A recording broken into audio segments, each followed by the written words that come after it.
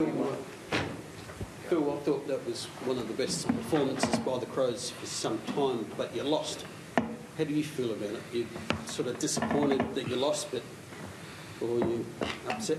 Yeah, I don't like losing. Guys gave a good enough effort to win the game, so I'm extremely disappointed. Do you remember when you said you didn't want to hear about honourable losses and gallant defeats? How do you then...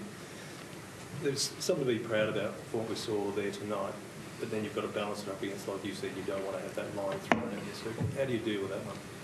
Yeah, I challenged the players. I gave them a number before the game of how many players needed to play well and play their role for us to win, and I asked them at the end of the game, and we didn't get to that number. So it's as simple as that. And if you want to beat really strong teams, really hardened teams, you need weighted numbers, and we didn't have them tonight.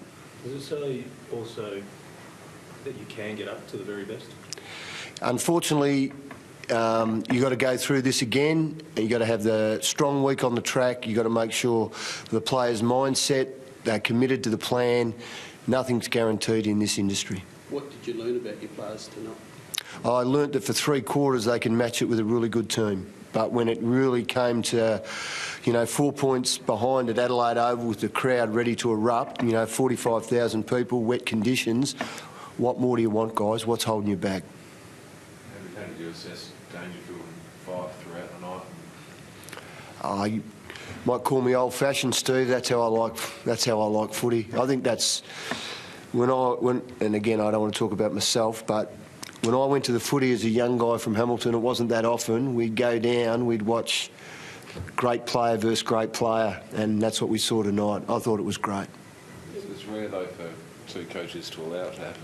Did you not? You both didn't blink, as you put it. So. I had a plan B if it got out of control. In fact, in the first quarter, it took Danger a little while. I think it ended up 11 to 9 at quarter time, and I'm watching a lot of things in the game, but that was one thing I was paying close attention to. So what makes a coach prepared to do that when usually we see they'll take the more assertive approach with a tagger to try to guarantee a win, whereas that's the more risky and more entertaining? Or, it's better for us watching it, but might not be good for a coach who's living on the edge. Yeah, maybe I'm a weirdo, Rich. No, come on. Not that weird. I think I want to win, okay? So the fans driving home listening now, I know we've got to win enough games to get in the finals, and that's paramount. But I also think we have to protect the game. And I think one thing that fans love is those great battles. And tonight was a great example of that. I think everyone tonight walking away would have talked about Fife v Dangerfield. How much do you praise your players for the way they handled the wet? But they just seem to be smarter than Fremantle and working through the wet conditions. We got a really strong lesson last week against GWS where we over-handballed. So we've had a whole week of it, Rooch, and the wet conditions just reinforced it even more. And at each break, I had the kick to handball up, and I think we nearly got to 2-1 by the end of the game, and that's what I was after.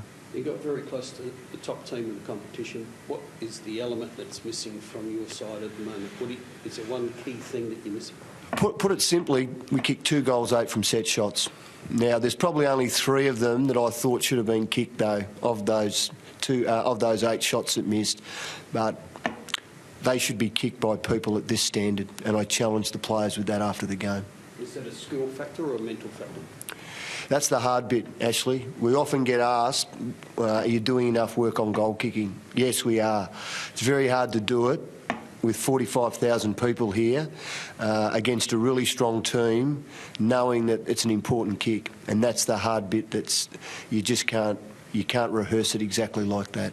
But when you say 3 should have been kicked, are you saying the other 5 were in very difficult positions or too far out, and then you argue you should have set them up as players better themselves? Yeah, in my opinion, Fremantle defend great. They're always going to keep you wide. They're going to keep you 70 metres from goal. So we knew that was the game we were coming into. What do you think about Eddie Betts' torpedo on his left foot in the pocket?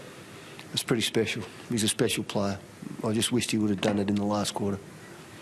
Did you take heart from that performance, or is it more of a disappointment with losing that's overriding? Like I've said, I'm really disappointed that we lost, but the key elements are there. To win the ground balls, to win the tackles against a team I rate really highly in those two areas, that's great affirmation of what we're doing at this footy club and the way we're going about it. The foundations have been laid here for a style of play and a style of play that will stand up in finals. That's what I take out of it. We've got work to do still, though. Phil, 69 hit-outs from Stanton, Yeah. an enormous number. Yeah. How much do you think that influenced the result in the end? What do you think your guys in the middle were able to break it even on the clearances? Yeah, it was a really interesting one, Roots, particularly in the last quarter, where although the clearance differential didn't seem to be that great, I actually thought it gave them field position. And I said on Friday at my press conference, field position would decide this game, and it basically did in the last quarter. Like, Fremantle really dominated the last quarter. So that had a major influence, I thought, on the result. So when he's such an imposing figure, what advice do you or your coaches give Sam Jacobs on how to handle that one? Yeah, I'll probably defer to Matt Clark on that. I have a view on Sandlands. I gave that view to Doc Clark during the week, particularly in the centre bounce. I'll watch it closer tonight to see whether he took it on board, but I've got great faith in both Matt Clark and Scott Camporelli. They've done an outstanding job with our stoppage setup this year. So when we look at that 69 and then the evenness on the clearances, does that 69 then just become a record book number but not really that significant for what this game was? Right now, I would think that, and the scores from stoppage, but I still felt in the last quarter that did give them field position that ultimately gave them the win. All good, guys? Thank you. Thanks, guys. Thanks, Phil.